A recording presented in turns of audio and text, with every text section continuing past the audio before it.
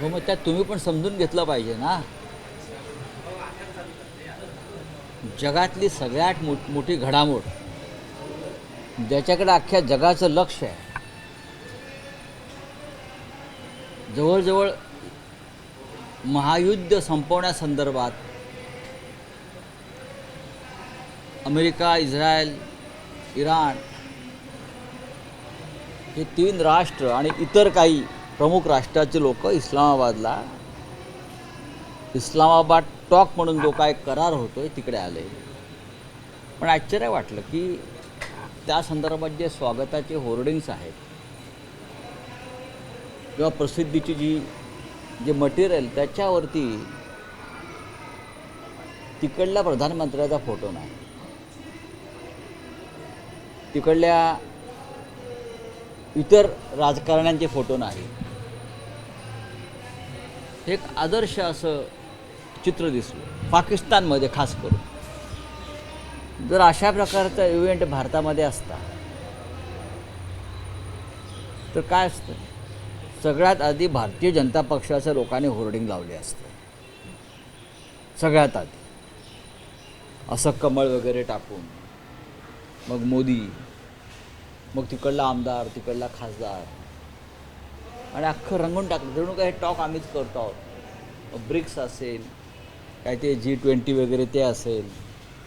मुंबईमध्ये मध्यंतरी ब्रिटनचे प्राईम मिनिस्टर आले होते, आणखीन काही जागतिक नेते आले होते. मला आश्चर्य वाटलं. त्यांच्या स्वागताचे बोर्ड एकनाथ शिंदे, देवेंद्र फडणवीस, देश स्वागत करतो आहे. जणू काय ते ब्रिटनचे प्राईम मिनिस्टर शिंदे गटामध्येच प्रवेश करणार होते BKCमध्ये जाऊन. आणि मोदी, काही भान ठेवलं पाहिजे. ज्या पाकिस्तानला आपण अशिक्षित अडाणी म्हणतो, त्या पाकिस्ताननी भान काय असतं जागतिक घडामोडीत ते दाखवलं. म्हणून मी माझ्यासारख्या अनेकांनी इस्लामाबाद टॉक हे तेवढ्यापुरतंच घेऊन, त्याला राजकीय पक्षीय रंग न देता, त्याचं श्रेय न घेता, पाकिस्तानच्या राज्यकर्त्यांनी कशा प्रकारे ते सगळं चित्र उभं केलं, ते भारतीय लोकांनी त्याचा अभ्यास केला पाहिजे. किंवा मग पाकिस्तानच्या राज्यकर्त्यांनी मोदींकडून शिकलं पाहिजे की अशा घडामोडीमध्ये स्वतःचीच होर्डिंगबाजी कशी करावी. आपला आणखीन एक ट्विटद्वारे आपण इशारा दिला की ऑपरेशन टायगरचं वृत्त देणाऱ्या वृत्तपत्र आणि पत्रकारावर आपण कायदेशीर कारवाईचा इशारा दिलेला. हां, खरं आहे. वारंवार खासदारांची फोटो आणि नावं टाकली जातात. ही त्यांची मानहानी आहे की हे पक्ष सोडणार, हे शिंदे गटाला मिळणार, एवढे फुटत आहेत. एका वृत्तपत्रानं मुंबई मिरर नावाच्या 8 खासदारांचे फोटो टाकले. त्यांना काय मान सन्मान प्रतिष्ठा आहे की नाही, स्वाभिमान आहे की नाही, त्यातल्या बहुसंख्य खासदारांनी त्याचा इन्कार केला. त्यांची मानहानी झाली, त्यांच्या प्रतिष्ठेला, त्यांच्या इब्रतीला धक्का बसला. तुम्ही कोण ठरवणार हे चाललेत किंवा ते चाललेत, त्या सुपाऱ्या कोणाच्या आहेत? ही कुठली पत्रकारिता आहे? या वृत्तपत्रावरती कायदेशीर कारवाईची प्रक्रिया सुरू आहे. त्यांना कायदेशीर नोटीस गेलेली आहे, त्यांना माफी मागावी लागेल. नाही, मी वारंवार सांगितलं तुम्हाला. हा प्रश्न तुम्ही मला 5व्यांदा विचारताय.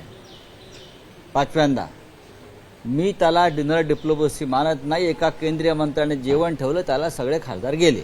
उलट रोहित पवारांनी एक ट्विट केलं आणि म्हणतात की पुढच्या महिन्याच्या शेवटपर्यंत सत्तेतल्याच एका मोठ्या पक्षाकडनं मित्र पक्षांची शिकार होणार आहे, ही पक्की माहिती आहे असं त्यांनी म्हटलंय. त्यासोबत त्यांनी खरात प्रकरण हे असंच बाहेर आलं नाहीये, तर ठरवून आणलं असं देखील ते ट्विटमध्ये म्हणतात. होय, मी स्वतः सुरुवातीला सांगितलेलं आहे.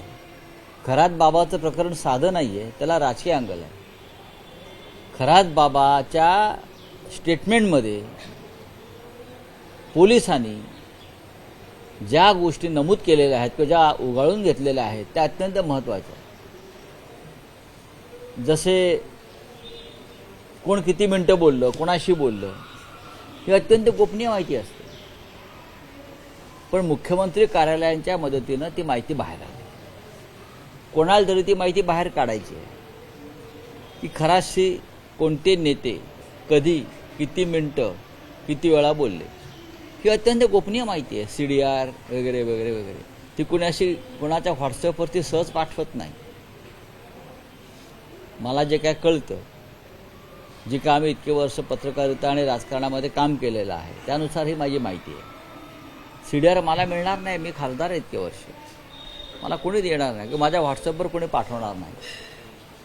ज्याच्या हातामध्ये सूत्र आहे ते गृहमंत्रालय किंवा मुख्यमंत्री, त्यांच्या मदतीशिवाय CDR तुम्हाला मिळू शकणार नाही.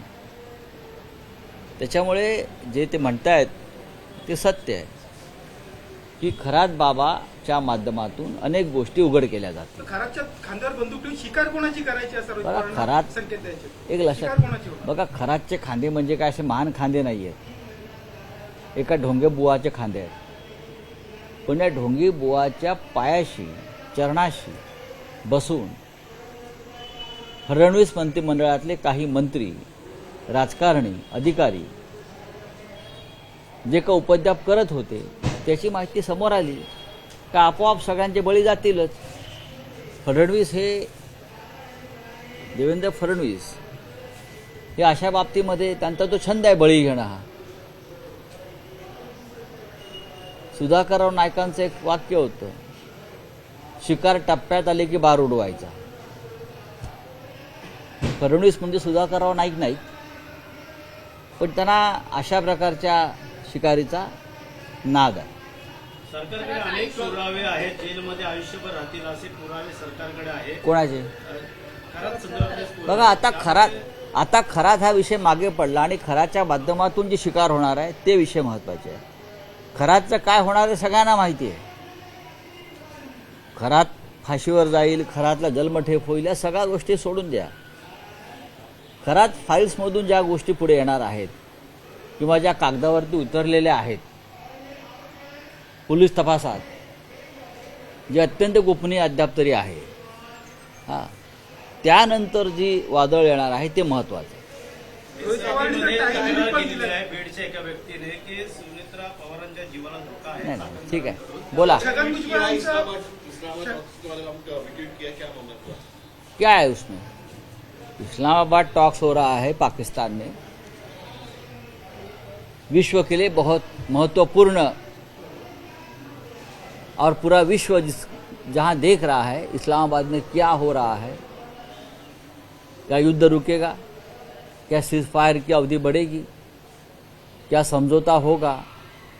लेकिन एक बड़ा इवेंट, एक बड़ा वर्ल्ड इवेंट इस्लामाबाद में होने के बावजूद भी वहाँ के जो प्रधानमंत्री जी ने या उनके सरकार ने जो पब्लिसिटी किया है इस्लामाबाद टॉक, तो देखने लायक है. किसी भी होर्डिंग्स या बैनर पर प्रधानमंत्री का या किसी मंत्री का या किसी राजकीय नेता का फोटो नहीं है. हाँ, अगर हमारे यहाँ ये इवेंट होता तो क्या होता? सबसे पहले वहाँ के लोकल बीजेपी के लोगों के फोटो लगते, कमल का फूल आता, जैसे कि ये कमल के फूल से ही ये सब कुंज विहारी निकले हैं.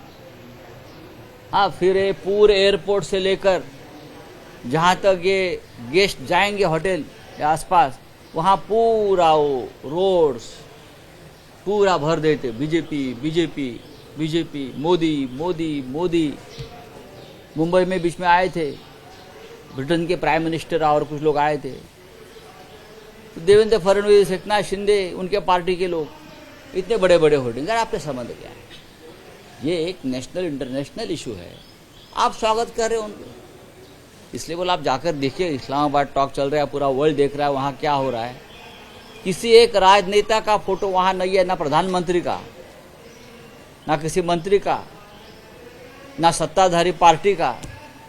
हमारे यहाँ तो पूरा तमाशा बना देते हैं लोग. देखिए, और 12 दिन बाकी है.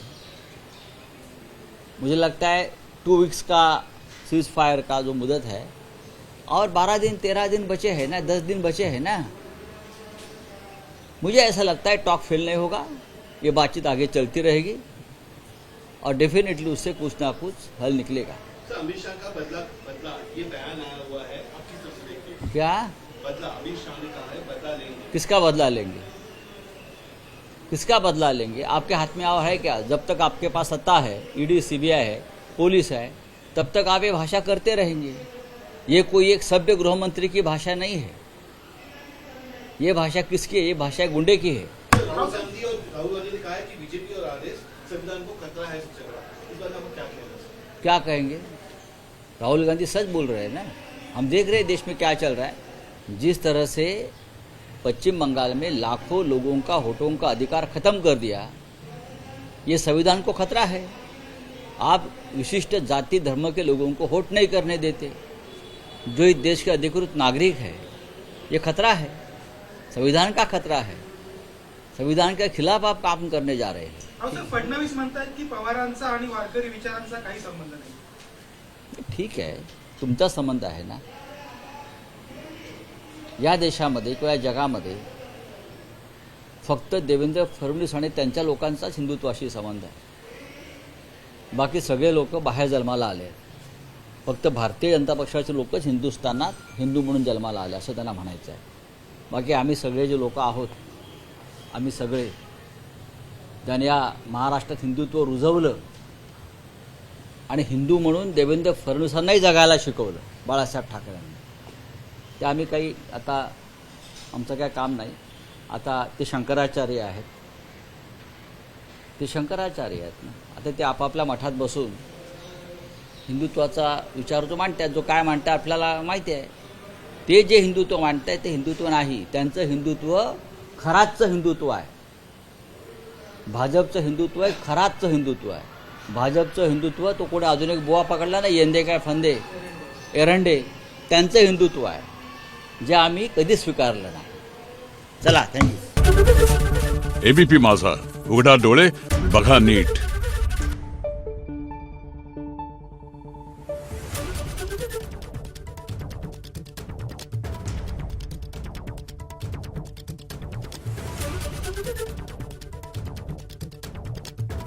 Thank you.